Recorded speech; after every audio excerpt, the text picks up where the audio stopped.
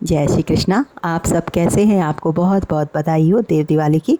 और मैं आपके लिए कार्तिक पूर्णिमा के अगले दिन जो पड़वा होता है, परेवा जिसे कहते हैं, आटे से घर बनाया जाता है उस दिन, उसकी मैं कहानी चिड़ी चिड़वा की लेके आई हूँ। और ये जो है बहुत इम्पॉर्टेंट है।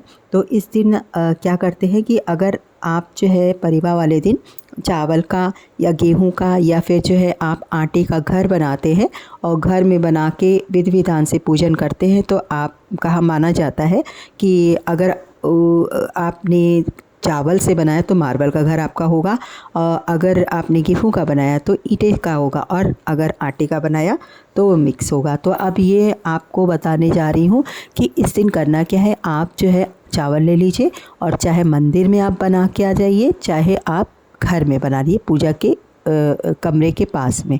तो अब ये आपकी इच्छा है। तो ये मैं अभी घर तो नहीं, ये वाला वीडियो में मैं घर वाला नहीं बता रही हूँ, लेकिन जो ये कहानी है ये पहले मैं बताऊंगी। अगले वीडियो में आपको मैं घर कैसे बनाया जाएगा वो भी बताऊंगी, कैसे पूजन करना है वो भी बताऊंगी। और ये बहुत इम्पॉर्टेंट है। तो मैं अब इसमें चिड़ा चिड़ी की मैं कहानी बता रही हूँ, क्योंकि घर बनाने के बाद में, पूजन करने के बाद में चिड़ा चिड़ी की कहानी को सुनते हैं। तो ये इस प्रकार से है, मैं आपको बता रही हूँ कि इस कहानी को कार्तिक पूर्णिमा के अगले दिन पड़वा को कहते हैं। और आटे से घर बनाते हैं, और या फिर चावल से बनाते हैं या फिर गेहूं से। आटे की चिड़ा चिड़ी भी बनाते हैं, आटा गूंद के उसकी चिड़िया बनानी चाहिए और चिड़ा बनाना चाहिए।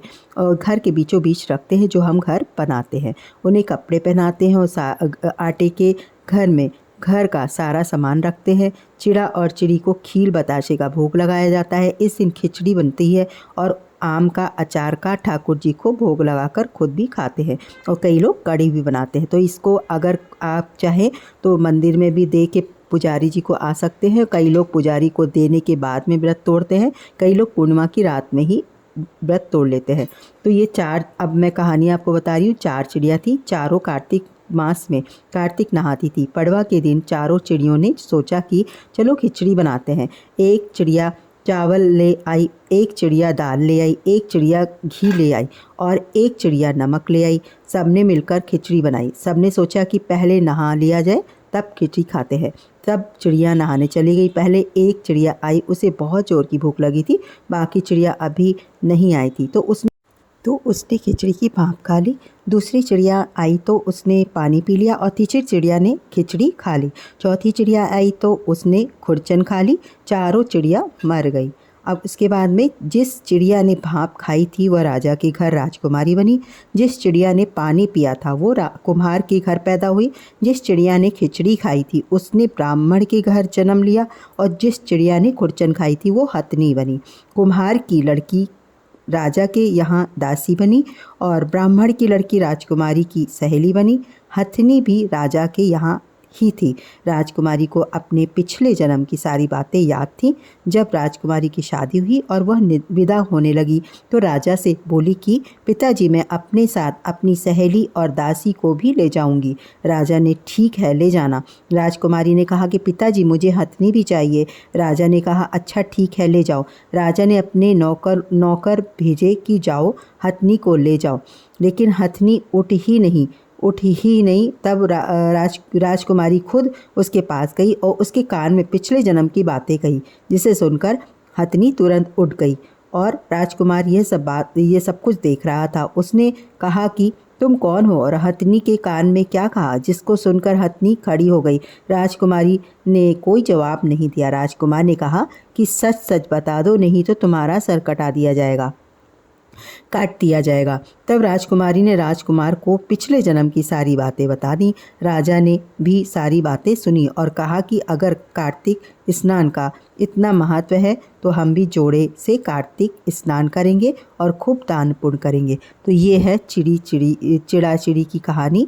तो ये जो है कार्तिक मास की परेवा के दिन, कार्तिक मास के बाद जो आता है दूसरा दिन, उस परिवा को ये सुनी जाती है। और घर बना के, और घर का महत्व भी मैं आपको बता दे रही हूँ कि अगर किसी का घर नहीं है, जो किराए पे रह रहे हैं, या छोटा घर है, या कच्चा घर है, या किसी प्रकार से घर की कोई भी परेशानी है, तो इससे इस कहानी से दूर हो जाएगी। और जो दूसरा जो घर बनाया जाएगा, मैं अगले वीडियो में जब अपलोड करके डालूँगी तो ज़रूर आप देखना।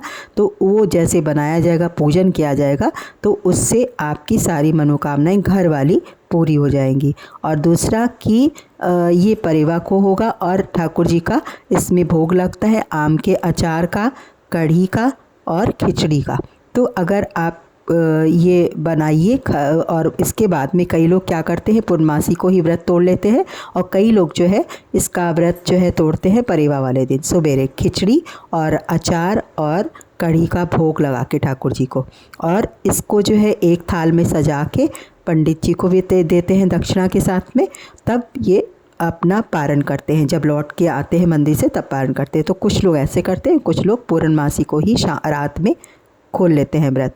तो ये था, मैंने आपको चिड़ाचिड़ी की कहानी बताई। तो आप मेरा वीडियो ज़रूर देखना जो अगला अपलोड करूँगी, क्योंकि उसमें मैं आपको तरीका बताऊँगी कि हमको अपना मकान कैसे मिले, और हम मकान की संबंधित मकान से संबंधित कोई भी परेशानी है तो वो कैसे हमारी दूर हो जाए।